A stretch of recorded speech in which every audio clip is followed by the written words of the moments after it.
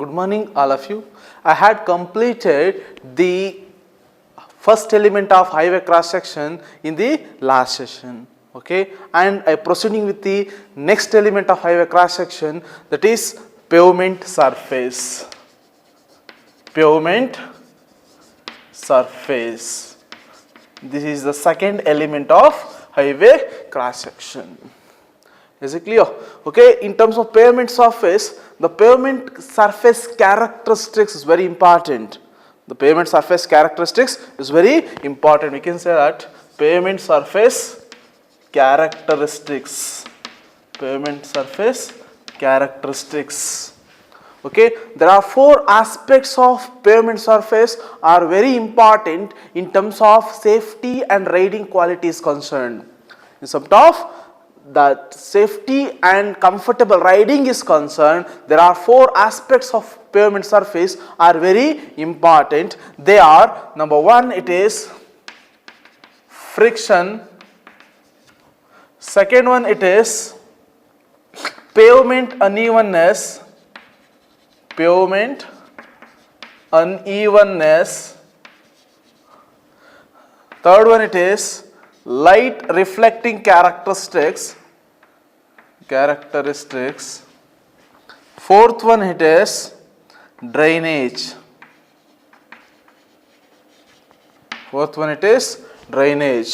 Okay, for the safety and for the comfortable riding, these four aspects of pavement surface are very important: friction, pavement unevenness, light reflecting characteristics, and drainage. Okay, I'll take up one by one. The first element, it is friction.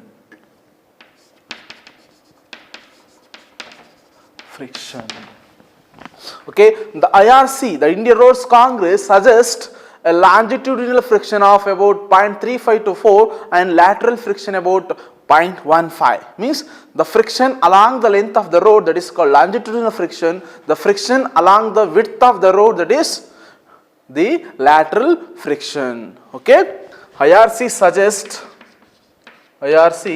suggests longitudinal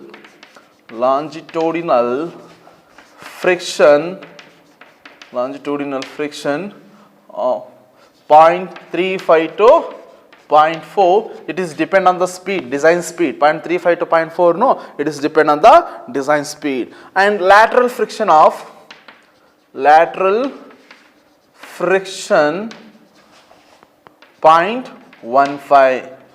friction of 0.15. Is it clear?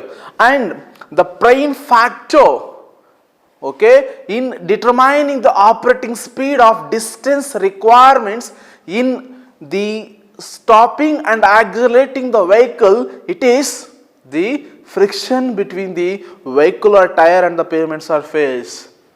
Okay, the prime factor, the two in determining the operating speed of distance requirements in stopping and accelerating the vehicles, that is the friction between the vehicular tires and the pavement surface. The friction between the vehicular tires and the pavement surface. And the coefficient of friction, or we can call as skid resistance. Coefficient of friction, or we can call as skid resistance, okay, of the surface of the road pavement. The coefficient of friction or skid resistance of the surface of the road pavement is very important factor. It's very important factors. Okay, that is for under various driving conditions and various surface conditions with respect to safety is concerned. Okay, and suppose what happens if there is a lack of adequate friction? What happens if there is lack of adequate friction? Okay, if there is a lack of adequate friction, it leads to skidding or slipping of vehicles. Okay, lack of adequate friction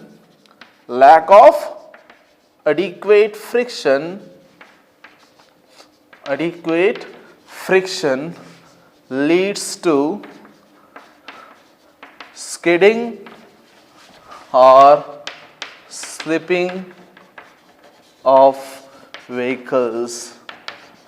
or slipping of vehicles. The question is when the skid occurs and when the slip occurs. Okay, the skid and slip. Okay, skid, when the wheel slides without revolving. Okay, when the wheel slides without revolving, then skid occurs. When the wheel slides without revolving, then skid occurs. Means the distance travelled by the wheel on the road is more than the circumferential movement of the wheel. When the distance travelled by the wheel on the road is more than the circumferential movement of the wheel, then the skid occurs. Then the skid occurs. Okay. Then in the skid there are two types of skid. One is longitudinal skid, another is the lateral skid. Okay. Longitudinal skid, and another one it is lateral skid. Lateral skid. The thing is very simple. The skid occurs in the longitudinal direction of the highway, then it is longitudinal skid. The skid occurs along the transverse direction of the road, means along the width of the road, that is the lateral skid. So when the lateral skid and when the longitudinal skid occurs, okay, when there is a lack of adequate friction, okay, if that is the case, you are going to apply the brake. If you apply the brake, the wheels get locked. If you apply the brake when there is a lack of adequate friction, okay, then the wheels get locked. Okay, if the wheels get locked, still the vehicle moves ahead. Still the vehicle moves ahead. Okay, then the longitudinal skid takes place. Okay, when there is a lack of adequate friction, if you apply the brake, okay, then wheels get locked. Then wheels get locked. Okay, if the vehicles continues in the forward direction, okay, then the longitudinal skid occurs. Okay, then lateral skid, particularly on curves, when the value of centrifugal force is more than the counteracting force, then the lateral skid occurs. Okay, particularly on the curves, when the value of centrifugal force is more than the centripetal force. This is the counteracting force for the centrifugal force. The centripetal force is the counteracting force for the centrifugal force. Means when the centrifugal force is more than centripetal force on the curves, then the lateral skid takes place. Then the lateral skid takes place. Both the longitudinal skid and lateral skid takes place because of lack of adequate friction. Okay, the next is slip. Next is slip. Okay, when the slip occurs, okay, the slip occurs when the distance travelled by the wheel on the road less than the circumferential movement of the wheel. Okay, it is vice versa of the skid. In the skid, the distance travelled by the road, means the distance travelled by the wheel on the road is more than the circumferential movement of the wheel. But in the slip, the distance travelled by the wheel on the road is less than the circumferential movement of the wheel. Okay, then the slip occurs. Okay, particularly the slip occurs, okay, if there is a lack of adequate friction in wet surfaces and if the sudden acceleration is given. Particularly it occurs in wet surfaces and if the sudden acceleration is given in dry surfaces also. Sudden acceleration is given in dry surfaces, or if the surface is wet, there may chance of slip. There may chance of slip. Okay, this is regarding the first aspect of pavement surface characteristics, that is friction. That is friction. Means the friction between the vehicle or tire and the pavement surface is the prime factor, okay, in determining the operating speed of distance requirements in accelerating and stopping the vehicles. Okay, the coefficient of friction, or we can call it skid resistance. Coefficient of friction or skid resistance, of the surface of pavement is very important factor under various driving and surface condition with respect to safety is concerned. With respect to safety is concerned. Okay, if there is a lack of adequate friction, okay, can leads to skidding of vehicles and slipping of vehicles.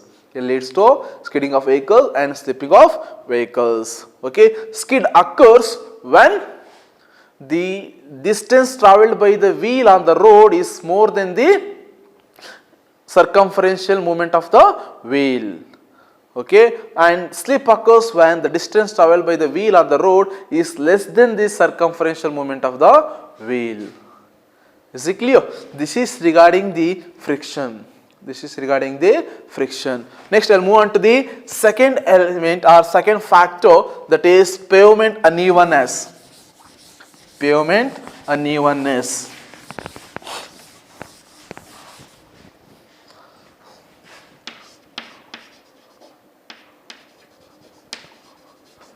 Pavement unevenness. Okay. The surface of the pavement should be even as far as possible. The surface of the pavement provides even surface as far as possible, so that the minimum design speed we can maintain on it. Okay, the surface of the pavement provides even surface as far as possible. Okay, so that the design speed can be maintained on it.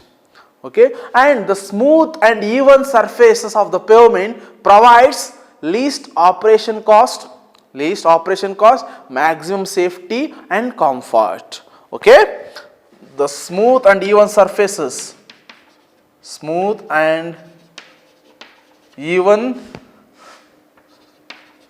surface of the pavement,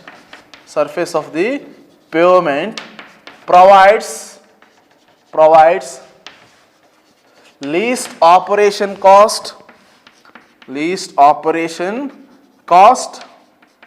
maximum safety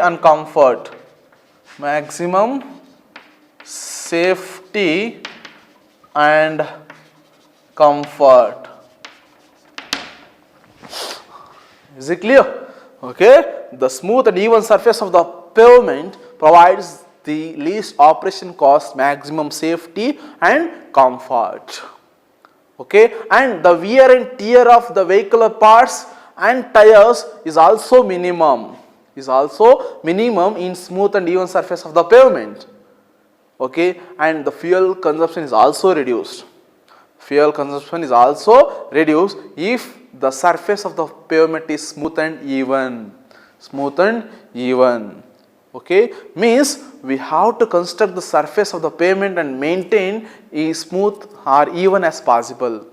Okay, the surface of the pavement constructed and maintained as even as possible, so that we can provide the least operation cost, maximum safety and comfort. Okay, and also the wear and tear of the vehicle parts and tires are also minimum, and fuel consumption is also minimum if the surface of the pavement is even and smooth. Is it clear? The next is the pavement unevenness is measured by an instrument called bump integrator. The pavement unevenness is measured by an instrument called bump integrator. Pavement unevenness is measured by an instrument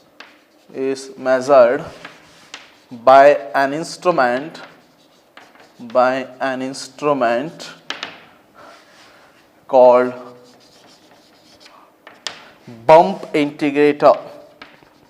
bump integrator. So bump integrator is an instrument to measure the pavement unevenness, and usually the unevenness of the pavement will be expressed in terms of unevenness index. Unevenness of the pavement will be expressed in terms of unevenness index.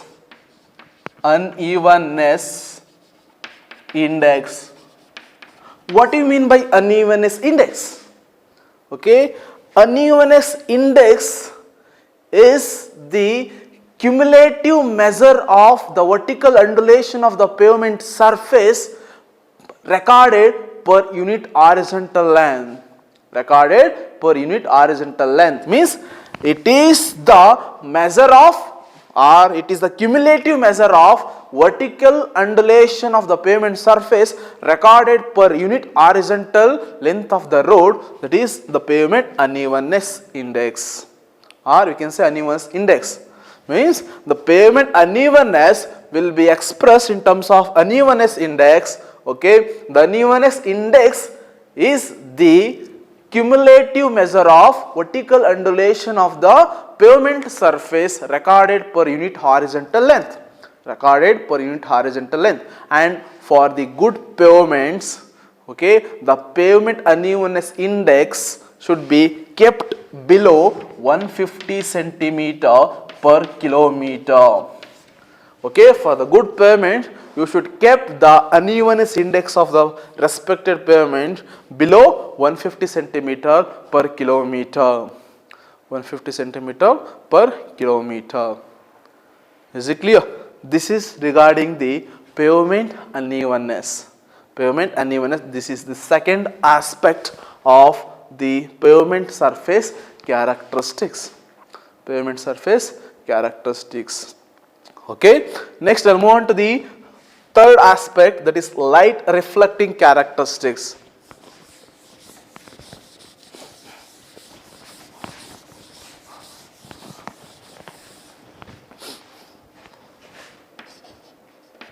Light reflecting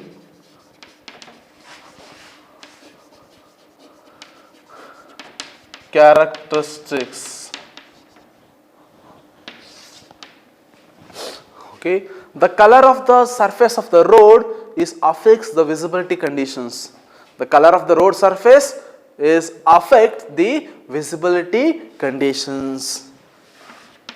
Color of the road surface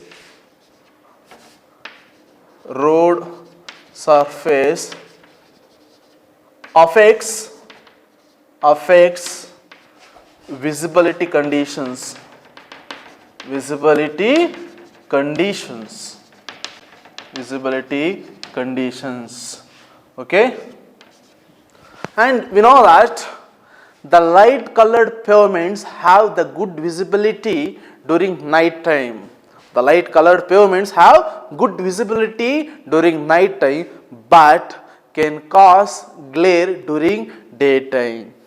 Can cause glare during daytime. What do you mean by glare? Glare is the bright light. Glare is the bright light, that is uncomfortable bright light. Glare is the uncomfortable bright light. Okay, means the light colored pavements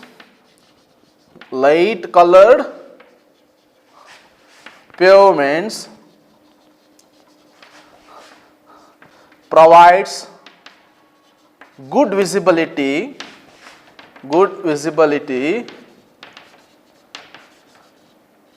during night, but cause glare during daytime. Okay, and similarly the black roads provides the poor visibility during night time, but does not provide glare during daytime. Is it clear? Means the black roads provides the poor visibility during night time, but it does not provide glare during daytime. Okay, it's not providing glare in daytime. Okay. Black roads, that is the black top roads, that is the bituminous roads. Is the black top roads, that is called bituminous roads. No, the black roads have poor visibility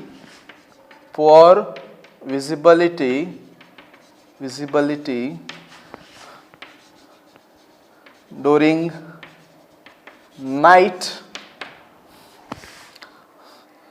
but not provides glare in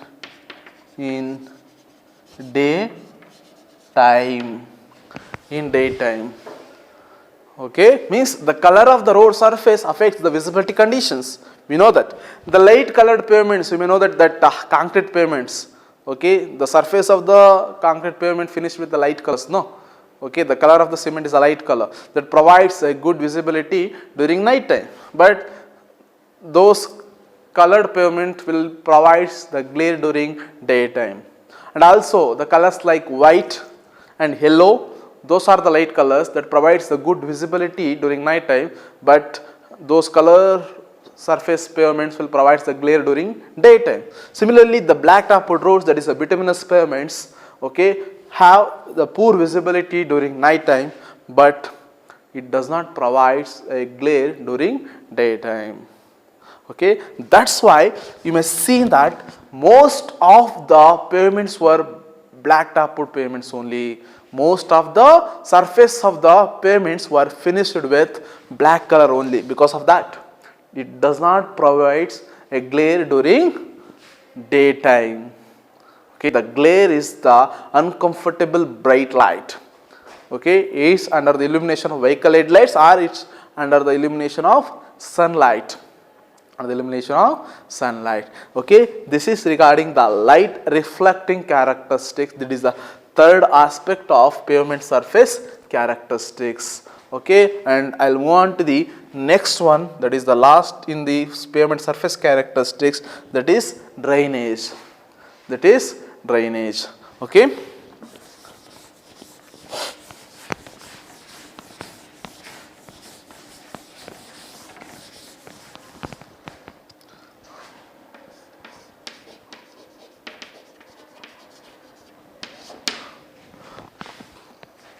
Okay, the pavement surface, okay, should be absolutely impermeable to prevent the entry of seepage water into pavement layers.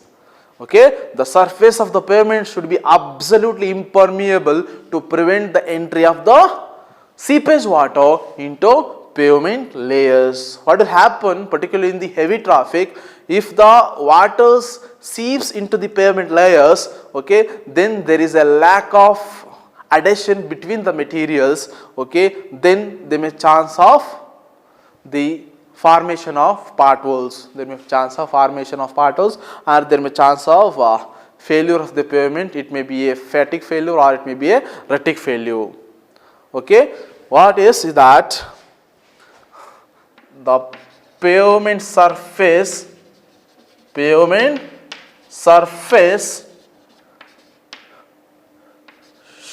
should be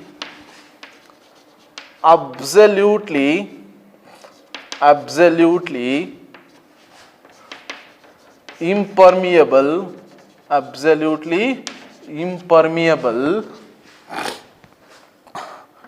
to prevent the entry of seepage water into the pavement layers. Okay, the surface of the pavement should be absolutely impermeable. Okay, this is regarding the pavement surface characteristics, that is the second element of highway cross section. Okay.